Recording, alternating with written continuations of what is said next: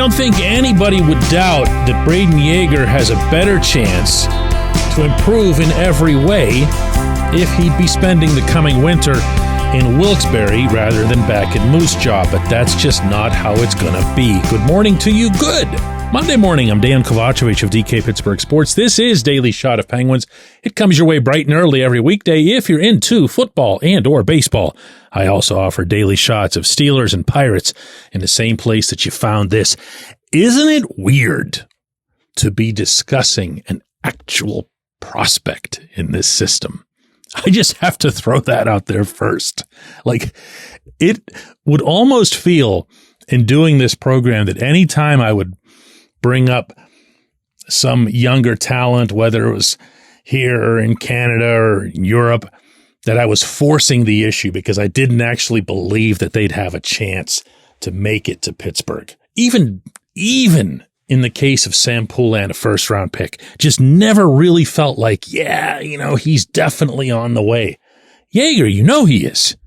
He is. It's not just because of the numbers that he's put up, the 35 goals in the WHL this past season, the way he led the Warriors to the WHL championship, they got to the Memorial Cup. It's that he can do the one thing that you value the most in the sport, and that's finish. He can finish. He can finish from anywhere in the attacking zone. He's a long-range finisher with a wrist shot. That is rare air in the year 2024. It's a fun thing to watch, too. So he's either going to make it or he's going to get a really long look. Either way, he's going to be in Pittsburgh. The question is, when? And before I get to that, my question is, why? As in, why do the Canadian junior leagues continue to insist and force upon the NHL, really, this agreement, which I put in big parentheses, that players have to be returned to the Canadian junior leagues if they don't make the respective NHL roster? Other than the ticket sales in these small Canadian towns, I don't know who or what benefits from this. It most certainly is not the player. Did Poulin benefit by going back to the Quebec League and putting up 1 billion points? No. Nathan Legare, remember him? Could score from pretty much anywhere inside the red line with that big slap shot of his and didn't even need to really work very hard otherwise. Well, guess what happened? He didn't work very hard otherwise. And he's now somebody else's headache in another system. The examples of this are limitless, and I really don't like it, which is not to say that I think Yager is ready for the NHL. I don't believe that he is. I've been saying that for months. He himself acknowledged to reporters in Cranberry over the weekend that he's got some work to do. Yeah, I think especially starting in the defensive zone, I wanted to work on my face-offs a lot, and I think just getting bigger and stronger, I think is kind of the biggest thing. I said it a lot, last year, at camps and stuff, and I think that's just the biggest thing is getting ready to play against men and bigger guys, and I think that's one area where I tried to improve most. Obviously, it was nice. Pittsburgh sent some training coaches down to Moose Jaw and got to spend some time with them and learn as much as I can on how to maintain my body weight and still get stronger throughout the year. So it was really good. So maybe he's not bulky enough, strong enough, or complete enough to succeed at the AHL level right now either. But it would be nice to have that option, wouldn't it? It would be nice to not have to send him back to the WHL. And then, he's going to put up even bigger numbers. He tends to go up in 15 to 20 point increments year after year after year. So he can be the leading scorer in the league this winter. And we're all going to say, okay, and? He should be dominating that league. What's it going to do to teach him, say, how to defend against a smart veteran minor league player on face-offs, for example, or in other facets of the game that can only happen when you start making it into the pros? This episode is brought to you by Bet Online, your number one source for all your summer sports needs this season, from Major League Baseball, golf, NHL, NBA playoffs. Get the latest odds and lines, including all team matchups, player props, odds on just about everything that's out there. Head to the website today or use your mobile device to get in on the action. Bet online, where the game starts.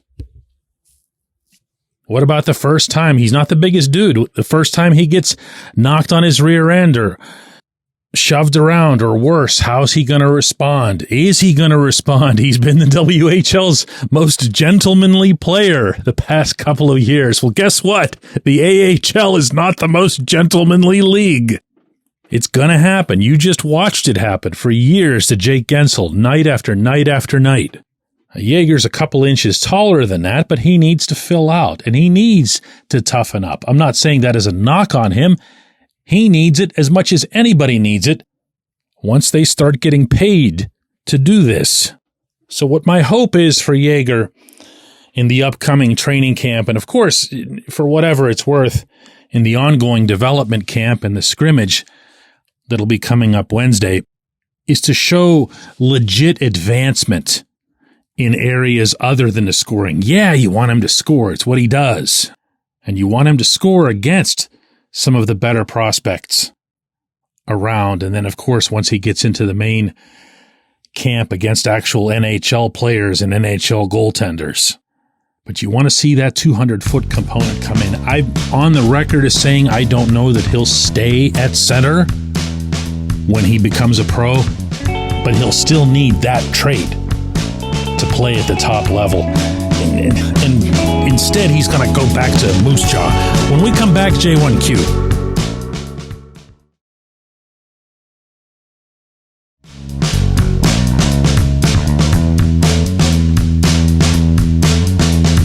Today's J1Q comes from Greg, and it actually was this long list of multiple questions he wanted me to pick through. I'm like, dude, just send me one question. So he did, and this was it. Hey, DK, the surprise appearance by Sergei Murashov at development camp caused me to wonder how the Penguins are thinking about their goaltending assets longer term. In addition to the 2 signed NHL goalies, they have at least 3 and maybe 4 serious prospects to be NHL starters in their system, including Murashov and Yoel Blomqvist. At what point do they consider turning 1 or 2 of these assets into different assets in their system where the big club might have a greater need? Greg, I happen to believe that Tristan Jarry's time in Pittsburgh is based largely on the development of Blomqvist before I actually answer your question. I think once you have Blomqvist ready to take a significant number of games, I don't mean to come up and be the starter, and I certainly don't mean to come up and be like some Connor Hellebuck Iron Man, but enough to keep him busy, enough to keep him playing, enough to keep him maturing and improving. That said, in the interim, and really for the foreseeable future, if you're aware of Kyle Dubas's history in Toronto, and he's talked about this even since coming to Pittsburgh, he is of the belief that you need to throw a lot of goaltenders against the wall to get 1 or 2. Now, I'm not crazy about that philosophy because it sounds to me like the standard advanced analytics, we don't completely get this, so we consider it to be luck attitude. And that thinking, by the way, makes it across all sports, not just hockey. Anytime that there's something in there that they can't get and can't nail down, it's just, oh, well, it's luck. Well, maybe it isn't. Maybe Craig Patrick traded up to number 1 overall to get Marc-Andre Fleury and to make Fleury the first ever number 1 overall pick as a goaltender because he had solid scouting. Just saying. Now, as things are, and you brought up Murashov, I don't know that Murashov is a surprise attendee. He wasn't on the original roster because there was some uncertainty as to whether or not he'd be able to make it, but he made it. And then, once the camp started, he was added to the roster, actually the night before, if memory serves. So he's there, and if he ends up being here, which, by the way, has not been ruled out by anybody, this coming winter, and he's in Wilkes-Barre, and you have 2 prospects both of whom the Penguins regard fairly highly, going at it with each other in the AHL, splitting time, splitting starts. That's actually a very, very healthy scenario for both of those guys and for the Penguins. Anybody will attest the competition makes you better. And it's not just competition with the other team. It's competition within your team. You don't want to be that guy who loses 2 or 3 in a row while the other guy wins 2 or 3 in a row. And everybody's wondering, hey, who's in goal tonight? Oh, no, him again? Nobody wants that, especially if you're younger. It can really hurt you from the pride standpoint.